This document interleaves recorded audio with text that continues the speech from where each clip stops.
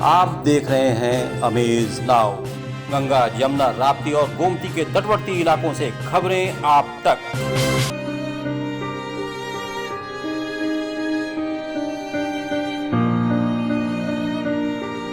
तेलंगाना के जंगलों की रात अब पहले जैसी शांत नहीं रही।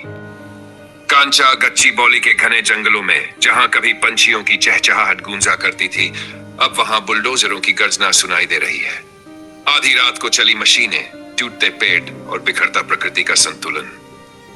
इन दृश्यों ने न सिर्फ जंगल को बल्कि हजारों दिलों को भी झकझोर दिया।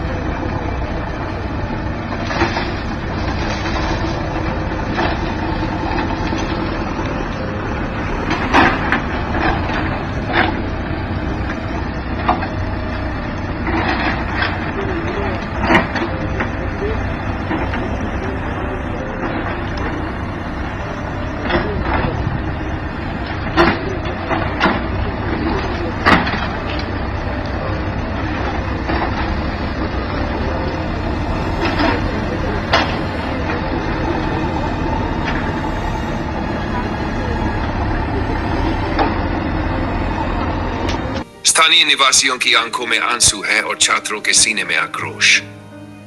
हैदराबाद यूनिवर्सिटी के छात्र जो कल तक किताबों में खोए थे, आज सड़कों पर खड़े हैं, अपने जंगल, अपने पर्यावरण, अपने भविष्य के लिए। लेकिन जवाब में मिली लाठियां। क्या यही है विकास की कीमत?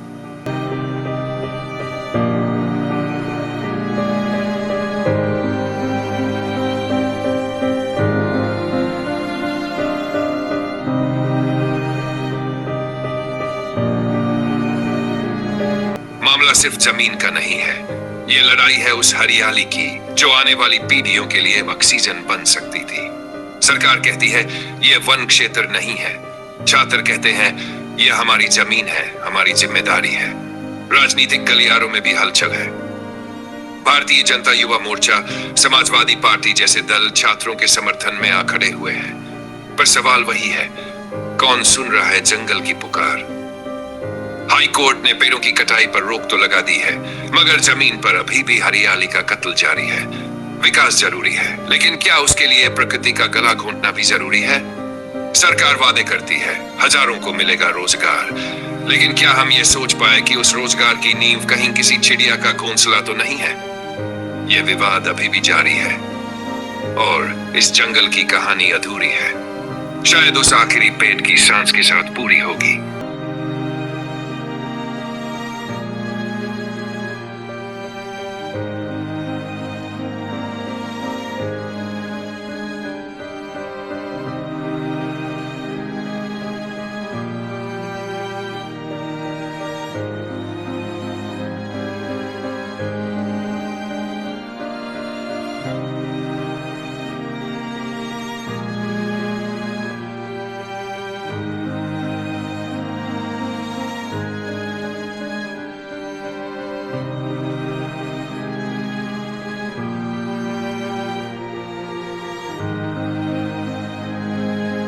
दिया।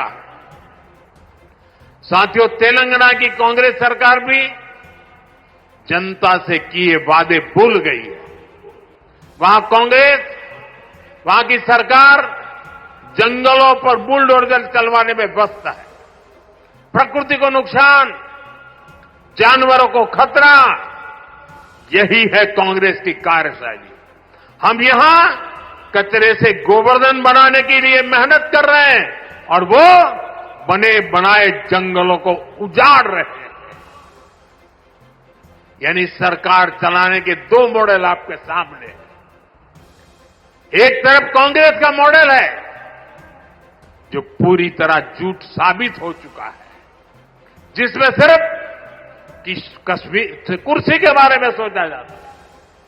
दूसरा मॉडल बीजेपी का है जो सत्य के आधार पर चल रहा है, बाबा साहब आंबेडकर ने दी हुई दिशा पर चल रहा है, संविधान की मर्यादाओं को सर आंखों पर चढ़ा के चल रहा है और सपना है विकसित भारत बनाने के लिए प्रयास करना।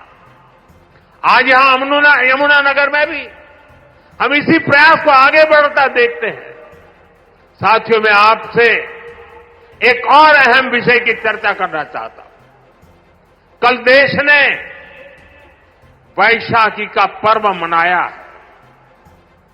कल ही जलियांवाला बाग हत्याकांड के भी 106 वर्ष हुए हैं। इस हत्याकांड में अपनी जान गंवाने वालों की स्मृतियां आज भी हमारे साथ है।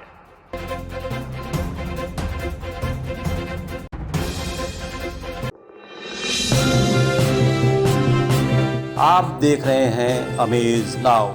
गंगा, यमुना, राप्ती और गोमती के तटवर्ती इलाकों से खबरें आप तक।